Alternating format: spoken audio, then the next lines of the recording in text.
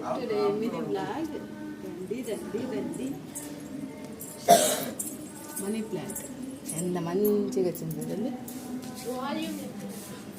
కదా. దీనికంట rice water వేస్తే చాలా బాగా గ్రోత్ అవుతుందంట కదా. ఈ ప్లాంట్కి రైస్ వాటర్ వేస్తే చాలా బాగా గ్రోత్ అవుతుందంట. ఎంత పెద్ద ఆకులు వచ్చినాయో కదా, నాకైతే ఆశ్చర్యం వేసింది.